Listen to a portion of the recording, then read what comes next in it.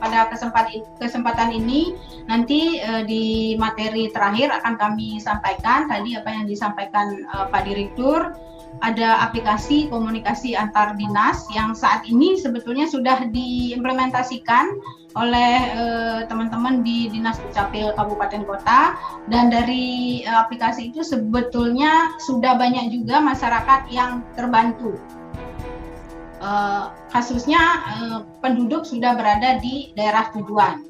Namun pada kesempatan ini juga kami menghimbau bahwa jika pindah, kalau bisa jangan sampai di daerah tujuan dulu, masih di daerah asal, boleh diurus dulu surat pindahnya. Gitu ya, kita nggak usah pakai aplikasi itu. Nah, itu yang lebih baik. Oke, kami lanjutkan. Seperti biasa, kita coba menyinggung sedikit ya, biar Bapak Ibu sahabat Dukcapil juga paham ya beberapa aturan terkait dengan administrasi kependudukan, utamanya terkait pindah datang. Yang sangat signifikan itu adalah regulasi yang nomor 3, 4, dan 5. Nomor 3 itu Perpres 96 tahun 2018 tentang persyaratan dan tata cara pendaftaran penduduk dan pencatatan sipil. Kemudian bagaimana persyaratan dan tata caranya lebih lengkap, lebih detail diatur di Permendagri 108 tahun 2019. Kemudian ada formulir yang dipersyaratkan dalam kita atau penduduk melakukan perpindahan yang tadi disampaikan Pak Direktur, itu ada di Permendagri 109 tahun 2019 tentang formulir dan buku yang digunakan dalam layanan administrasi kependudukan. Itu 3 regulasi yang terkait langsung dengan materi kita pada siang hari ini, yaitu pindah penduduk. Lanjut, kami review juga bahwa pindah penduduk itu kalau di Dinas Dukcapil atau di UPT itu adalah layanan pendaftaran penduduk. Bahwa di layanan pendaftaran penduduk ada salah satu output yang diterbitkan, yaitu surat keterangan pindah. Surat keterangan pindah itu adalah output dari jika Bapak Ibu melakukan pelaporan dalam perpindahan. Artinya dalam hal ini ada peristiwa kependudukan. Salah satu peristiwa kependudukan itu adalah pindah datang penduduk. Nah, di samping itu juga di layanan pendaftaran penduduk ada pencatatan biodata, KK, KTPL, kartu identitas anak, dan juga ada untuk pendataan penduduk rentan. Nah, Bapak Ibu sahabat Dukcapil, bahwa saat ini bahwa di layanan Adminduk itu sudah bisa dilaksanakan secara daring. Namun masih dimungkinkan juga pelayanan secara manual. Nah, selanjutnya tadi saya singgung bahwa pindah datang itu adalah merupakan salah satu peristiwa kependudukan. Apa sebetulnya yang dimaksud dengan peristiwa kependudukan? Peristiwa kependudukan adalah kejadian yang dialami oleh penduduk yang harus dilaporkan karena membawa akibat terhadap penerbitan atau perubahan kartu keluarga, kartu tanda penduduk, atau surat keterangan kependudukan lainnya. Nah, poin yang mau saya sampaikan di sini adalah jika Bapak Ibu sahabat Dukcapil mengalami peristiwa kependudukan, dalam hal ini pindah datang, maka segera laporkan, ya, karena kalau Bapak Ibu tidak melaporkan, maka nanti akan terkendala di dalam Bapak Ibu melakukan layanan publik, karena hal ini akan berpengaruh terhadap penerbitan atau perubahan dokumen kependudukan lainnya. Itu Selanjutnya kami melengkapi, bukan mendetilkan lagi apa yang disampaikan Pak Direktur. Dalam hal ini kami menghimbau jika Bapak Ibu pindah segera melapor ya, karena akan berpengaruh terhadap kartu keluarga. Ya, akan berpengaruh terhadap kartu keluarga, karena kalau salah satu pindah, baik di daerah asal, jika tidak semua pindah, maka harus ada terbit KK baru atau KK lama di daerah asal, demikian juga di daerah tujuan. Jadi saya sampaikan lagi bahwa perubahan di kartu keluarga yang diakibatkan oleh peristiwa kependudukan, dalam hal ini pindah datang, akan mempengaruhi basis data yang juga digunakan untuk pelayanan publik ya. Nah, tadi juga sudah disampaikan bahwa KK, kartu keluarga, merupakan dokumen yang menjadi rujukan untuk penerbitan dokumen kependudukan lainnya.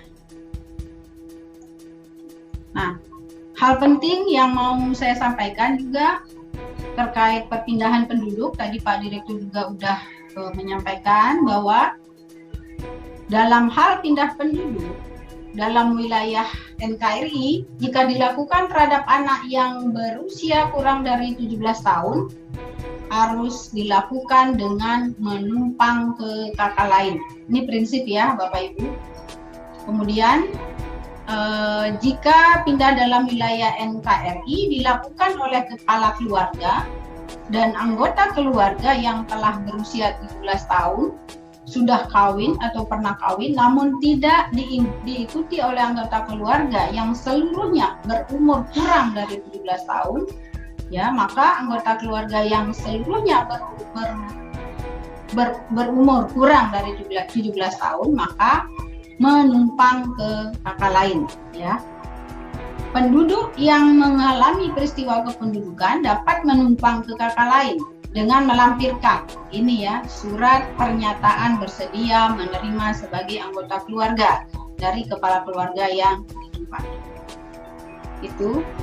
Kemudian catatan penting juga yang perlu kita pahami untuk kita dapat implementasikan ya, jika kita mengalami pindah misalnya, bahwa dalam hal pindah penduduk ke alamat tempat tinggal yang bukan miliknya, maka melampirkan surat pernyataan di atas materai, tidak keberatan penggunaan alamat dalam dokumen kependudukan dari pemilik rumah ya, untuk digunakan oleh penduduk yang menempati tempat tinggal yang bukan miliknya.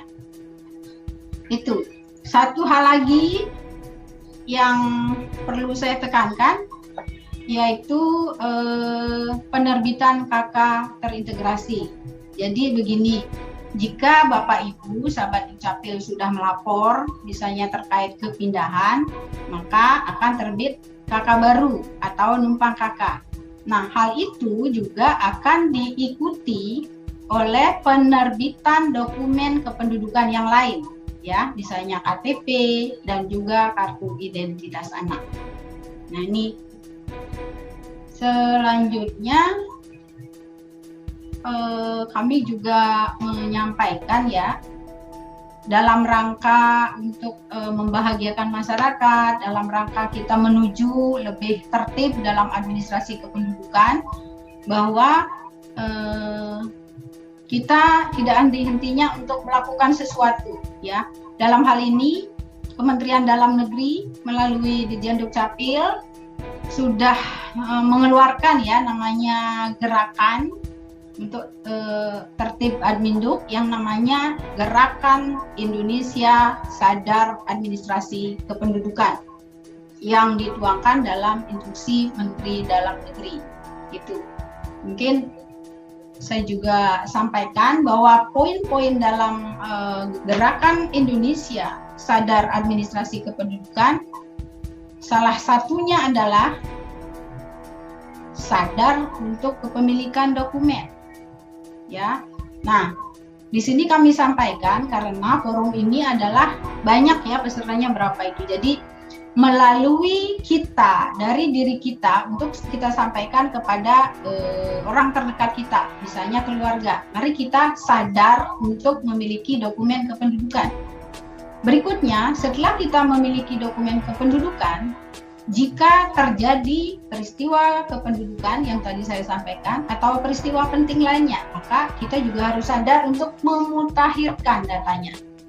Ya, karena ini akan berpengaruh terhadap data BIS kependudukan secara keseluruhan. Kemudian dalam gerakan Indonesia Sadar Administrasi Kependudukan tersebut juga ada 2 sadar lainnya. Sadar akan pemanfaatan data, ya. Kemudian yang keempat adalah ini ditujukan kepada kita semua sebagai pelayan, Bapak Ibu, khususnya dalam melayani administrasi kependudukan adalah sadar melayani menuju masyarakat yang bahagia. Itu. Selanjutnya, untuk bisa tertib dalam pelayanan perpindahan penduduk, maka tadi disampaikan Pak Direktur, dalam regulasi kita diatur adanya 1 formulir yang menjadi persyaratan. Kemudian dari formulir pengajuan itu juga nanti ada formulir hasilnya. Nah, ini saya sampaikan lagi, melengkapi atau mendetilkan lagi apa yang disampaikan Pak Direktur tadi. Di dalam perpindahan penduduk kita akan dipersyaratkan namanya formulir F103. Jadi sudah ditekankan ya oleh Pak Direktur di poin 9. Di situ adalah jenis kepindahan ya. Kita harus sesuaikan antara poin 9 dengan poin 12. Dan ini juga bagi Bapak Ibu di Dinas Dukcapil Kabupaten Kota untuk memperhatikan ini ya. Di poin 9 itu harus jelas. Kalau dia hanya anggota keluarga, misalnya yang pindah ya. Misalnya dia istri ini pindah. Dia sebagai anggota keluarga. Kemudian membawa anaknya selaku anggota keluarga. Maka tidak mungkin dong si anggota keluarga ini membawa bapaknya selaku kepala keluarga.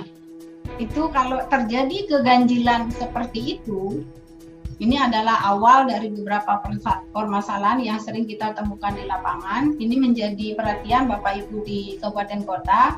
Kalau seorang anggota keluarga membawa kepala keluarga itu kayaknya kita perlu verifikasinya lebih dalam. Itu ya. Kemudian selain formulir F103 di dalam perpindahan juga hendaknya kita mengisi formulir F102 yaitu sebagai persyaratan untuk bisa pelayanan terintegrasi tadi. Jadi di samping mendapatkan KK juga sekaligus mendapatkan KTPL dan kartu identitas anak seperti itu. Ini ada petunjuk pengisiannya.